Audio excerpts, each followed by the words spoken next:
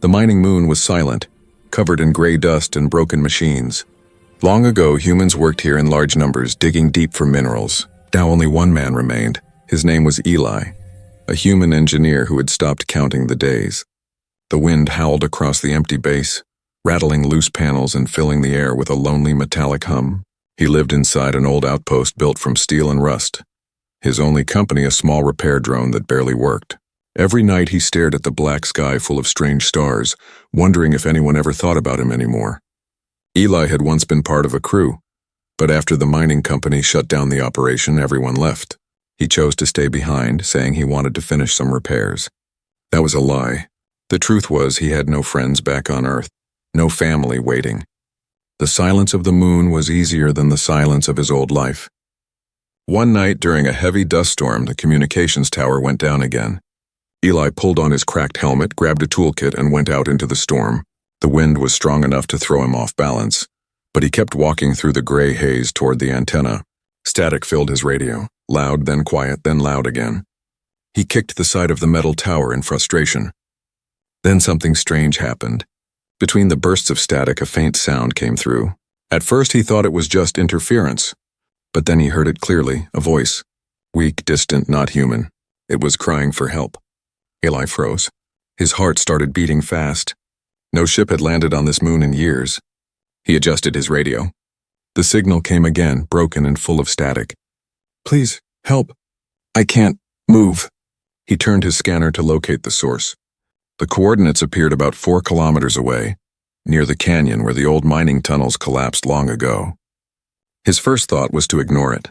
It could be an old recording or some trick of the wind, but something deep inside him refused to walk away. Maybe it was curiosity. Maybe it was loneliness. Or maybe he just wanted to hear another voice again. Even if it wasn't human. Eli climbed into his rover, started the engine, and drove toward the canyon.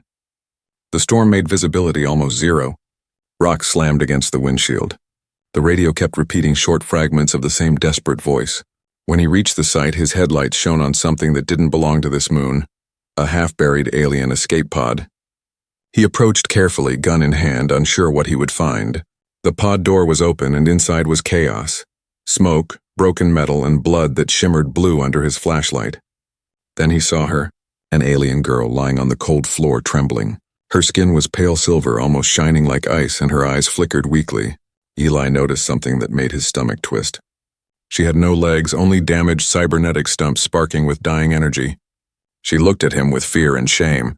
Please, don't leave me, she whispered in a soft, shaking voice. Eli didn't know what to do. His training told him to report this to command immediately. Contact with unknown aliens was forbidden, but as he watched her trying to reach out with her one working arm, something broke inside him. He saw not an alien, but a life fighting to survive. Without saying a word, he lifted her out of the pod. She was lighter than he expected, almost weightless. Her head rested against his shoulder as he carried her to the rover. On the ride back to the outpost, she kept slipping in and out of consciousness. Sometimes she whispered words in her own language, soft and strange like music. Eli didn't understand them, but they made him feel less alone. When they reached the outpost, he laid her on the bed and turned on the old medical drone. Its screen flickered to life, scanning her body. Severe plasma burns, missing lower limbs, the machine reported. Eli began cleaning her wounds using every bit of medical supply he had left. The alien girl tried to speak again. Why, help me? Eli didn't answer. He didn't have a reason he could explain. Maybe because she reminded him of himself, broken, forgotten, left behind. Outside, the storm slowly calmed. The radio, which had been silent since he left, suddenly started blinking with a new alert. The screen flashed red. Unauthorized transmission detected, location trace in progress. Eli looked at it and felt his chest tighten. Someone had found the signal he followed. Someone or something knew she was here. He turned to the alien girl, who was now breathing more steadily. Her eyes opened for a moment, glowing softly under the dim light. Rest, he whispered. You're safe now. But deep inside, Eli knew safety was a lie. The silence of the moon had been broken, and nothing would ever be the same again. When morning came on the gray moon, the world outside was silent again, but inside the small outpost, a soft beeping sound filled the air. The medical drone's sensors blinked slowly, showing a steady pulse. The alien girl, Lira, was alive. Her breathing had become calm, but her skin was still pale, almost glass-like in the cold light. Eli sat nearby, drinking recycled water from a metal cup, his eyes fixed on her. He couldn't remember the last time someone else had breathed inside this place. For a long time, he said nothing. He didn't know how to speak to her, or even if she could understand him. Then her eyes opened. They were a deep shade of violet, glowing faintly like the stars outside. She looked around in confusion before trying to sit up, but her body was weak. She winced as sparks flickered from the broken stumps of her cybernetic legs. "Don't move," Eli said softly. "You're hurt." She turned her head toward him, her gaze sharp but tired.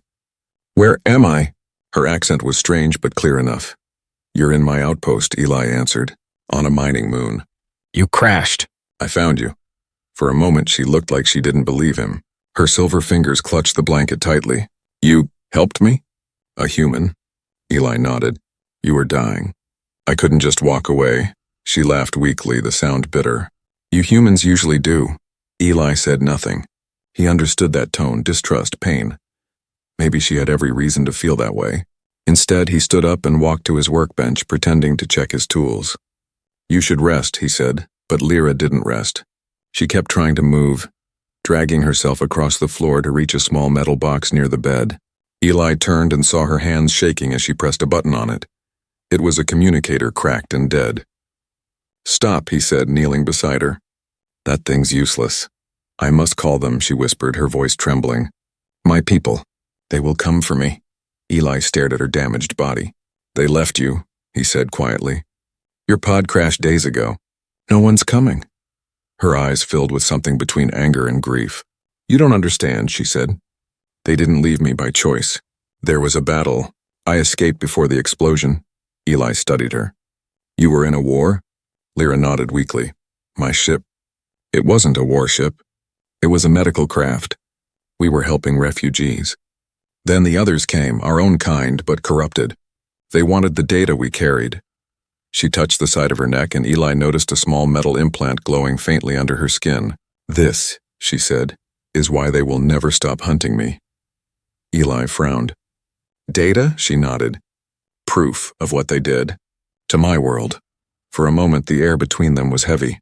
Eli could feel her pain, even if he didn't fully understand it. He remembered his own world, Earth, where greed and politics had ruined lives too. He didn't trust governments or orders anymore. "Then you can't use that communicator," Eli said finally. "If you try, they'll trace you." "They already tried last night."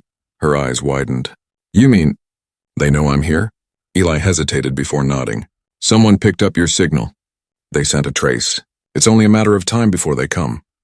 Lyra's breathing quickened. "Then you must leave. If they find me, they'll kill you too." Eli almost laughed at that. "I've been alone for years. If they wanted me dead, they should have come sooner." He walked to the corner and pulled a blanket from the shelf. "You're not going anywhere. Not until you can stand again." She looked down at the empty space where her legs should have been. "I'll never stand again," she said quietly. Eli looked at the broken cybernetic parts sparking beside the bed. "We'll see about that," he murmured. Over the next few hours, he gathered old exosuit parts, bolts, and wiring from the storage unit. He began working in silence, cutting, welding, and adjusting, while Lira watched from her bed, her expression softening. "Why are you doing this?" she asked finally. Eli wiped the sweat from his forehead. "Because you're not dead yet, and because I'm tired of fixing machines that don't talk back."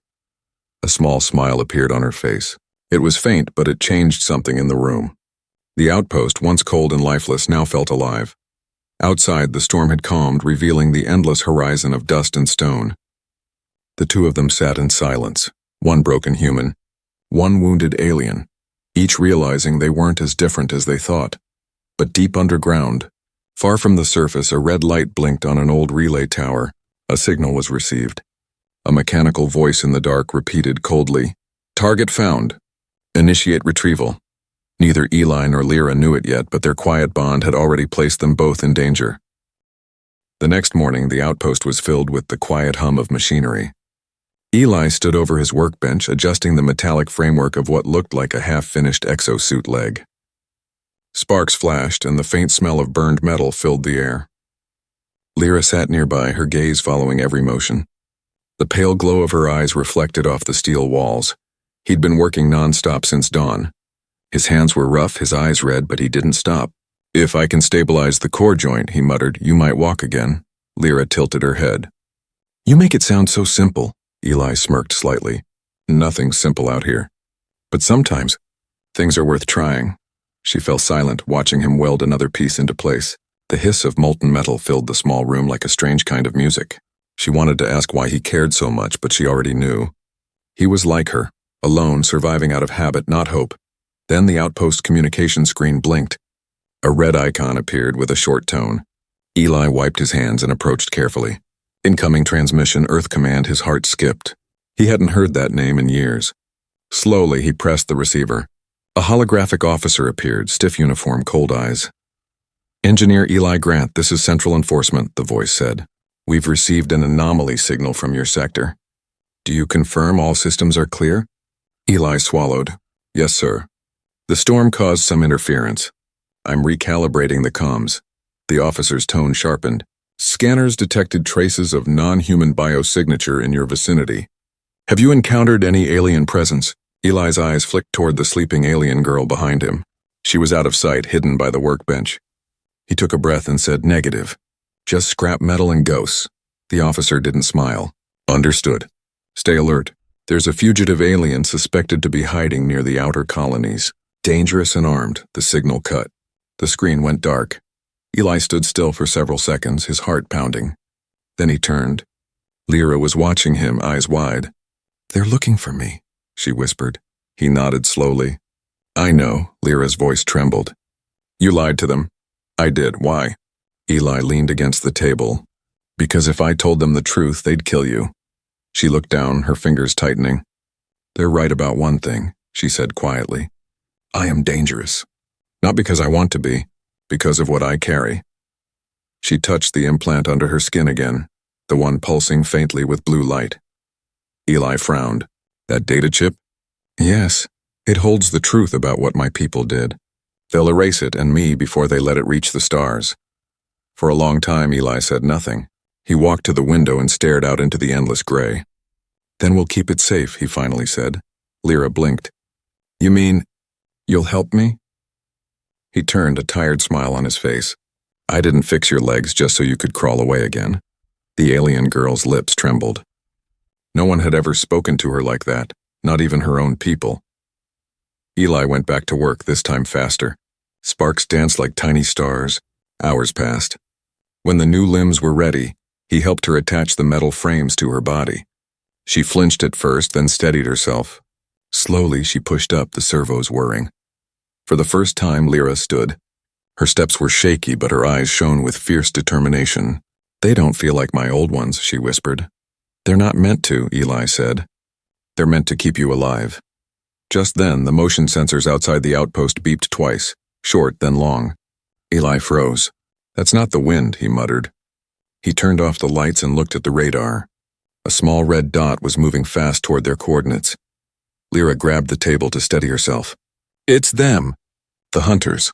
Eli checked the radar again. "No, just one ship, too small for a military vessel." "That's worse," she said grimly. "Bounty hunter." Eli moved quickly, sealing the outpost's doors and shutting down unnecessary power lines. The red light outside grew brighter. A ship descending through the dust storm, its engines roaring. Through the viewport, Eli saw the shadow land about 50 meters away. A tall figure stepped out, covered in armor, holding a plasma rifle that hummed with deadly energy. His voice echoed through an external speaker. "Human outpost detected. Surrender the fugitive Lira Ven of Athelia and no harm will come to you." Eli's jaw tightened. He turned off the external comms. So much for peace and quiet. Lira's breath quickened. "You should give me up." "He'll kill you." Eli picked up his old mining blaster and loaded a power cell. "He can try." "You don't understand," she said. "That's Core. He used to be my protector. Now he hunts me." Eli gave her a long look. "Then maybe it's time someone protected you." Outside, the bounty hunter started walking toward the outpost, leaving heavy footprints in the dust. Inside, Eli took position behind the door controls, his finger hovering over the manual defense system. Lira stood beside him, her new metal legs humming softly. Ready? Eli asked. She nodded once. I won't run this time. The outpost lights flickered as the hunter's shadow passed the outer sensors. Then the alarm screamed to life. The hunt had begun. The bounty hunter's ship sat outside the outpost like a black beast crouched in the dust. Its engines hissed softly, giving off blue light that shimmered across the metal walls. Inside the outpost, Eli and Lira waited in silence. Every sound, the hum of power cells, the slow pulse of oxygen pumps, felt too loud. Eli peered through a cracked window. The armored figure outside moved with slow, heavy steps, scanning the ground with a glowing visor. The hunter's armor was marked with strange alien symbols, worn and scarred. Lira's voice trembled. That's him, Core. He was part of my security unit. Was, Eli said quietly, loading his old mining blaster. You said he hunts for money now. He hunts for silence, she corrected, her eyes glowing faintly. He knows what I carry. Core's voice boomed again through an amplifier. Human engineer. Hand her over and I will leave you breathing. She's a traitor, a killer. Don't make her your burden. Eli stayed quiet, motionless behind the control panel. He whispered to Lira, stay down. If he gets in, use the lower hatch and crawl to the rover. Don't wait for me. Lira shook her head. No, I won't run again. Before he could reply, a beam of blue light sliced through the wall. The outpost door glowed red-hot, metal melting like wax. Core was cutting his way in. Eli hit the emergency defense switch. A siren screamed. Automated turrets unfolded from the corners, spinning toward the door. Let's see if old Earth tech still bites, he muttered. When the door exploded inward, the first turret opened fire. Plasma bolts filled the air. Core stepped through the flames, his armor glowing from the impact but unbroken. He fired back, blasting one turret to pieces. Dust and sparks flew everywhere. Eli ducked behind the console, firing his blaster in short bursts. Come on, move! He shouted at Lira, but Lira didn't move away. She pulled herself up, the mechanical legs Eli built humming under her weight. She took a deep breath and activated a small device on her arm. A shimmering shield of blue light appeared around her. Core's helmet turned. You shouldn't have survived that crash, he said coldly. Lira's voice was calm but sharp. You shouldn't have betrayed your oath. Core raised his rifle. You betrayed our world first. The blast hit her shield, making it flicker. She gritted her teeth and pushed forward, limping toward him, using her new legs to balance against the blast. Eli saw what she was doing and shouted, Lira, no! But it was too late. She reached out, pressing her glowing hand to Core's chest plate. The shield device on her arm released a shockwave that sent both of them flying backward. Eli ran toward her and caught her before she hit the ground. Her nose was bleeding, but she was still conscious. Core rose slowly, smoke curling from his armor. You can't win, he said. They already know where you are. Even if I die, more will come. Then we'll be gone before they arrive, Eli growled. He fired his blaster again, hitting Core square in the visor. The helmet shattered, revealing a scarred alien face beneath. The hunter fell to one knee, glaring at Eli through one unbroken eye. You protect her, Core hissed. But do you even know what she carries? That data will doom your species too. Eli didn't flinch. If truth dooms us, maybe we deserve it. Core tried to lift his rifle again, but Lira, weak and shaking, raised her hand. A small energy sphere formed at her palm and exploded against the weapon, shattering it. The force knocked Core backward into the burning wall. The flames roared as his ship's power cells ignited, sending a shockwave through the canyon. Eli shielded Lira as debris rained down. When the smoke cleared, the hunter's ship was gone. Nothing left but glowing wreckage. The outpost was burning. The alarms blared. Oxygen pressure was dropping fast. Eli grabbed Lira's arm. We need to move! Lira tried to walk, but her mechanical legs sparked violently. They're damaged, she said. Then lean on me, Eli replied. He supported her as they stumbled toward the rover bay. Behind them, the outpost cracked and groaned, flames licking at the ceiling. They climbed into the rover and sealed the hatch. As Eli started the engine, he looked back one last time.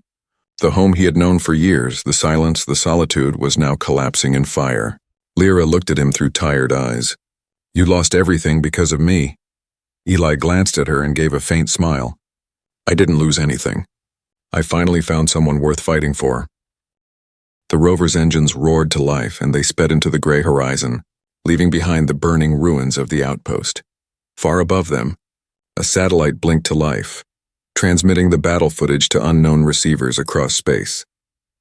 The signal was marked Location confirmed, subject alive. Eli didn't see it. Neither did Lira. But in that moment, as the two fugitives vanished into the wasteland, both of them knew this was only the beginning. The rover raced through the moon's frozen desert, its wheels kicking up trails of gray dust that disappeared into the endless horizon. The air outside was thin and deadly, and the stars above glowed like cold knives in the black sky. Inside the cabin, Eli's hands gripped the steering controls tightly. His knuckles were white, his jaws set. Behind him, Lira sat in the co-pilot seat, her breathing shallow and uneven.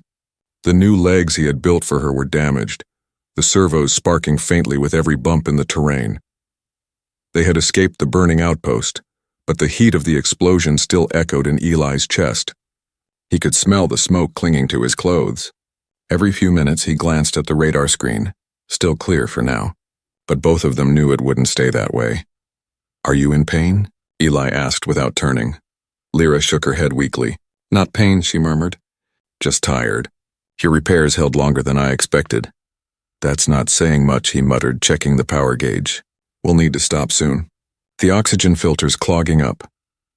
Lira looked through the small window beside her, where the distant ridges of the canyon flickered in the faint light of the rover's lamps. "Where are we going?" "There's an old orbital uplink station about 50 kilometers north," Eli said. "It used to connect this moon to the outer relay satellites. If we can power it, maybe you can send your data. Get your proof out before they find us." Lira's eyes widened slightly. "You're helping me send it?" Eli kept his eyes on the horizon. "That's why you risked your life." "I figured I might as well make it count for something." A silence followed, deep, heavy, almost peaceful. The only sound was the steady hum of the rover and the faint hiss of air cycling through their suits. Then faintly a new sound broke the quiet, a low, distant roar.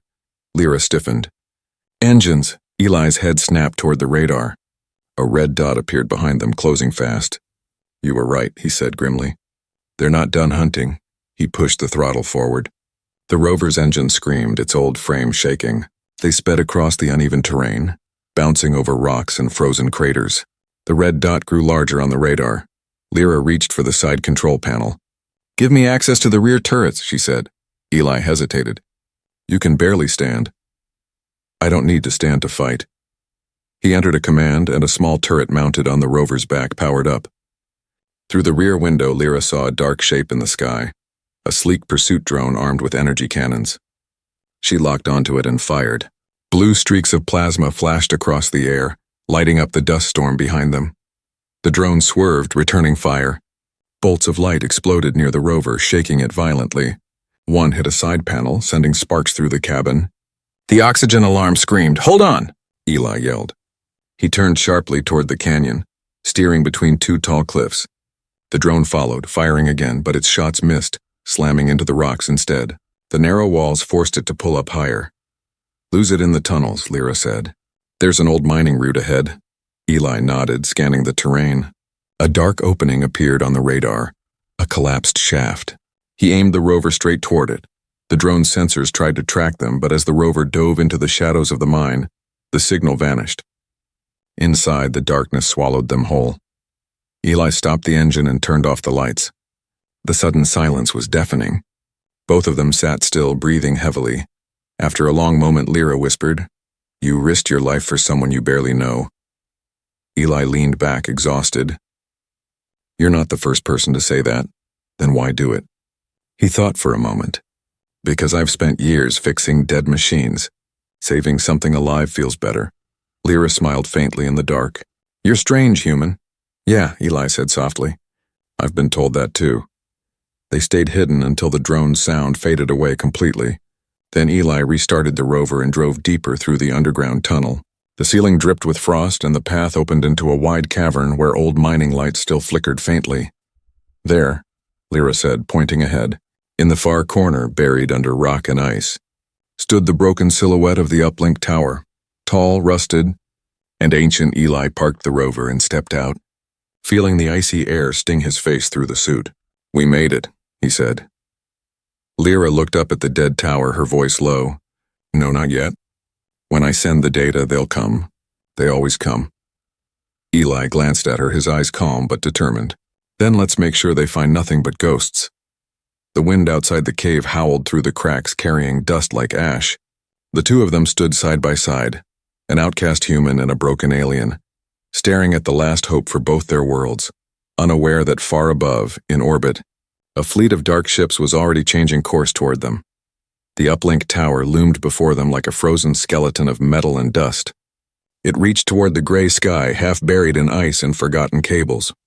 Its panels were shattered, its antenna cracked, yet somehow it still stood, a silent monument to things long abandoned. Eli wiped frost from his visor and stepped closer. "It's worse than I thought," he murmured. "But maybe the core circuits still work." Lira followed slowly, her mechanical legs grinding with every step. "If we can power it," she said softly, "I can send the message to every active relay in the outer system. They won't be able to stop the truth." Eli crouched by the base of the tower, brushing away layers of dust. He found an old access port frozen shut.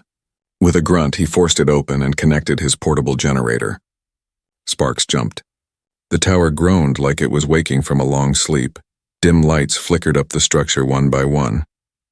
For the first time in years, the uplink hummed weakly with power. Lyra's voice trembled. "It's working." "Barely," Eli said, checking the readings on his wristpad. "The power won't last more than a few minutes. You'll have one shot at this." She nodded, eyes glowing faintly with determination. "That's all I need." Eli handed her a cable. "Connect your neural chip here. The tower will amplify the data transmission. But once you link in, your body will be exposed. If anything interrupts it, then it will kill me," she finished calmly. "I know." He stared at her for a moment. "You don't have to do this alone." Lira looked at him and smiled faintly. "You already gave me legs." That was more than I ever thought anyone would do. Before he could answer, the radar on his wrist beeped, one short pulse, then another. Eli's blood ran cold. "No, not now." "What is it?" Lira asked. He turned toward the horizon. Through the distant storm, faint blue lights appeared. Ships. Dozens of them, breaking through the thin atmosphere. "They're here," he said grimly. "Your people, or what's left of them." Lyra's expression hardened. "Then we have no time." Eli quickly set up the portable power cells, connecting them to the tower's base. "When you start the upload, they'll detect the transmission instantly," he said. "They'll jam the signal and destroy us both. Then hold them off as long as you can," she said, taking the cable in her trembling hands. Eli nodded once. "You got it." She sat against the cold metal of the tower and pressed the cable into the port at the side of her neck. Her body tensed as the connection formed. Blue lines of light traced down her skin like veins of fire. The tower came alive, humming louder and brighter. Eli ran to the ridge overlooking the canyon and set up the rover's defense gun. He could see the enemy ships breaking formation, lowering toward the surface like vultures. Dust storms rose behind them. The first blast came like thunder, shaking the ground. Energy beams slammed into the ice fields, throwing up clouds of debris. Eli fired back, hitting one of the smaller crafts and sending it spiraling into the rocks. He ducked behind a metal slab as another explosion sent shards of molten glass through the air. Behind him, Lyra's voice echoed faintly through the comms. "Transmission at 60%. Holding steady." "Keep going," Eli shouted. "Don't stop." He switched to the rover's auxiliary cannon and targeted another ship. It fired just as he did. Both blasts collided midair, bursting in a brilliant flash that threw him backward. His visor cracked. Oxygen hissed from his suit. "Eli!" Lyra's voice broke through static. "Your vitals! I'm fine!" He lied, dragging himself back up. "Finish it." The tower's light grew stronger, beaming upward through the clouds like a spear of blue fire. The alien ships focused all their fire on it now. Energy bolts struck again and again, tearing through the outer structure. Pieces of burning metal rained down around Lira, but she didn't move. Her eyes glowed brighter as she pushed the last of her strength into the link. Transmission complete. 98%. Eli saw the largest ship charging a main cannon. He knew what was coming. With shaking hands, he pulled a power cell from his belt and rewired it into an improvised detonator. "Lira," he said through the comm. "You finish that message, you hear me? Don't stop until it's done." "Eli, what are you doing?" "Buying you time." Before she could answer, he sprinted toward the wrecked defense turret and placed the overcharged cell. Inside, the power readings spiked dangerously. The weapon's core began to glow. The blast from the enemy cannon struck just as Eli triggered the detonator. A blinding explosion swallowed the ridge, sending shockwaves through the canyon. The alien fleet above wavered, several ships veering off course. Lira screamed his name, tears streaking her face. The tower shuddered violently, its structure cracking, but the uplink beam surged one final time, reaching into the sky, beyond the atmosphere, into the stars. Then everything went white. Silence followed. Only the faint echo of static remained. Moments later, Lira opened her eyes. The uplink was gone, reduced to rubble. The wind blew softly over the ruins. Eli was nowhere to be seen. But on her wrist screen, one message blinked. Upload complete. Data broadcast to all networks. She looked up at the stars above, tears frozen on her cheeks. You did it, Eli, she whispered. We did it. And for the first time since the war began, she felt something she had long forgotten. Hope. The storm had passed. The sky above the dead moon was calm again, painted in shades of pale silver and blue. Only the ruins of the uplink tower remained, twisted steel and shattered circuits, glowing faintly under the weak light of the rising sun. The wind carried the quiet hum of a world that had gone still after chaos. Lira stood alone among the wreckage. The soft wind tugged at her tattered cloak, brushing dust from the edges of her mechanical legs. Every step she took left shallow prints in the frozen ground. The silence pressed against her ears, heavier than before. Eli, she whispered. His name hung in the air like a ghost. She walked to the place where the uplink once stood. All that remained was the scorched metal base and a single twisted nameplate, half buried under ash and ice. She knelt down and brushed the dust away. The letters were still visible. E. Grant. Her eyes trembled. She ran her hand over the cold metal, remembering his rough laugh, his quiet patience, the way he never gave up even when everything was broken. She had met him as a stranger, but he had treated her like she mattered, like she was more than a fugitive. For a long time, Lira didn't move. The silence stretched until her communicator blinked softly on her wrist. A signal, weak but real. Transmission confirmed. Data received across 83 relay points. Galactic networks in chaos. Ceasefire demanded, her lips parted slightly. It worked. The proof of her people's crimes, the hidden experiments, the engineered wars, had reached every corner of known space. The truth Eli gave his life for was now free. She stared up at the sky where the stars glittered like 1,000 quiet witnesses. You kept your promise, she murmured. You always said no one should die unheard. Her mechanical legs whirred softly as she stood.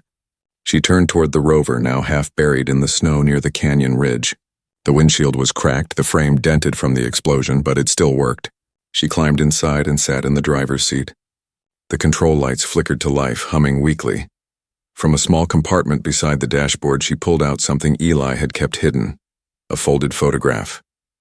It showed him standing beside an old human crew on Earth, all smiling, all alive. He was younger, with grease on his hands and a spark of hope in his eyes. She touched the photo gently. You never told me what you were running from, she said softly. Maybe it doesn't matter anymore. The rover's engines rumbled, breaking the stillness. She steered it toward the northern ridge where the air shimmered faintly.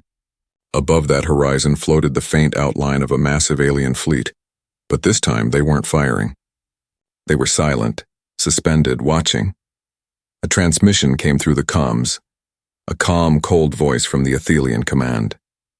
Lira Ven of Athelia, your signal has caused disorder across every colony. What have you done? Lira pressed the transmitter. Her tone was firm, unshaken. I told the truth, something you forgot how to do. You betrayed your world. She looked out the window, her reflection faint in the glass. No, I saved what was left of it. For a long moment, there was only static. Then the voice faded, replaced by silence. The fleet above began to scatter, breaking formation, retreating into the void. Lira exhaled slowly, her chest heavy with both relief and sorrow. She leaned back in the seat, staring at the stars until her vision blurred. You see that, Eli? They're leaving. As the engines carried her across the frozen plains, she passed the ruins of the outpost where it had all begun. The metal beams still stood like skeleton ribs rising from the dust. She stopped the rover and stepped out. The air was freezing, but she didn't care. From her satchel, she pulled out a small metal plate, Eli's identification tag she had found among the wreckage. She placed it gently on the ground beside a pile of stone and machinery. "This place was your home," she whispered, "and now it's your resting place." She stood there for a long time, her violet eyes glowing softly as snow began to fall, thin, silent flakes drifting from the pale sky. Each one melted when it touched the warm light from her cybernetic limbs. Finally, she looked up one last time. The stars were bright again, scattered like shards of memory. Somewhere among them, she imagined Eli's quiet smile, tired, gentle, and proud. She climbed back into the rover and turned it toward the horizon. "Maybe one day," she said softly, "someone will tell your story too." The rover rolled forward, leaving 2 long tracks in the dust. Behind her, the wind erased them slowly, until the moon was silent once more. Far away in the reaches of deep space, the message continued to echo across the networks, a broadcast of truth signed only with 3 words: "For humanity's kindness." And though Eli Grant was gone, his legacy had already taken root in the stars. Lira carried it with her, a reminder that even in the coldest corners of the galaxy, a single act of compassion could change everything.